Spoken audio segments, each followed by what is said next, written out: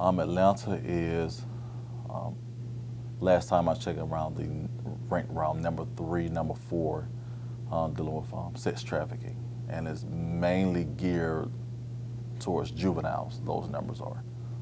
We was actually doing an undercover operation and working undercover, dealing with prostitution, seeing if we can kind of curtail some of the prostitution on the National Highway. And we picked up a juvenile, and she was 14 years old. And when speaking with her in the investigation, she finally said, well, I'm 14 years old. First she said she was 19, then she said, now I'm 14. Well, quite amazed me because she was lost.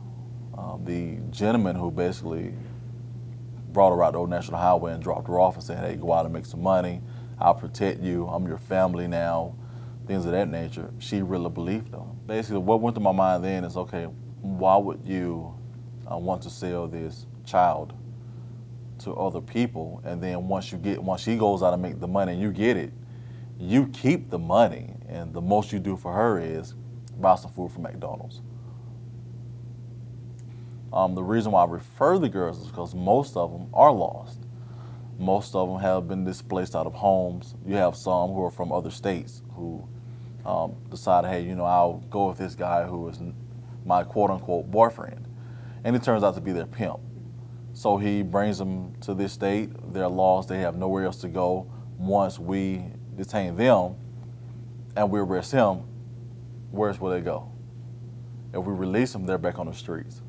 So me referring them to them is to try to give them some help and some counseling, because it not only takes the arrest of the male offender at this point, but it takes the intervention of counseling agencies to help them kind of get their mind back to where it needs to be. Fortunately, you have some men who make that connection, and at that point in time, they'll say, you know what, you're too young.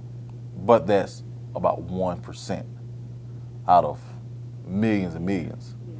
The ones who don't make the connection, again, I say they just don't care. They're there to get a service and to go on about their merry way.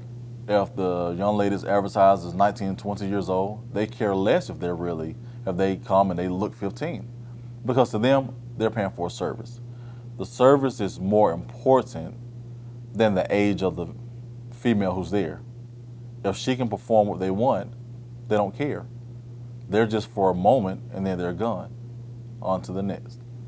I think one of the key areas when dealing with juvenile prostitution is getting the training and education to deal with it, and being willing to go to a lot of these classes that are sponsored by federal agencies, and on the state level that specifically deals with juvenile prostitution, how you target them and how you do subpoenas for the phone records and the computer logs and all these things, internet records.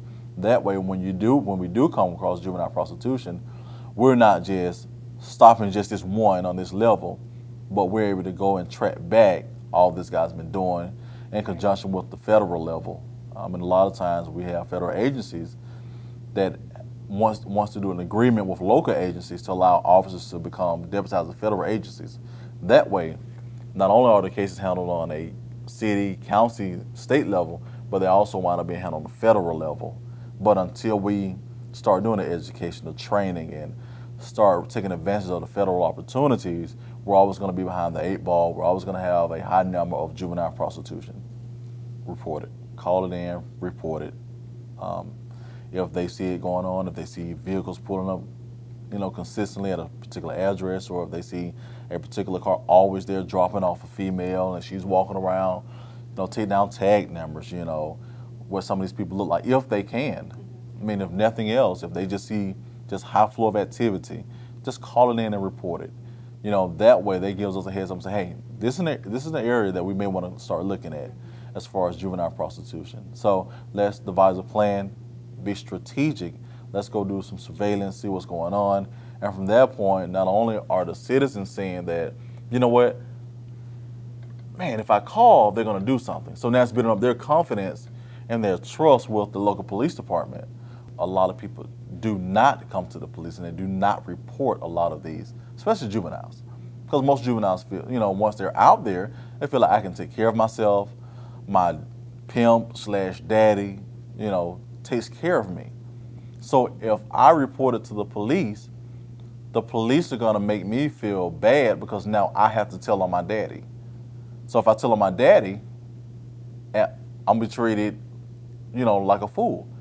If I don't tell on him, then the police are going to treat me like a common criminal, like I wanted this to happen. So it takes the victims to understand that in order for them to get help, they have to start giving out the information and saying, hey, this guy picked me up over here and he said I can make so much money. So basically I'm just sleeping with this guy, this man, and this man.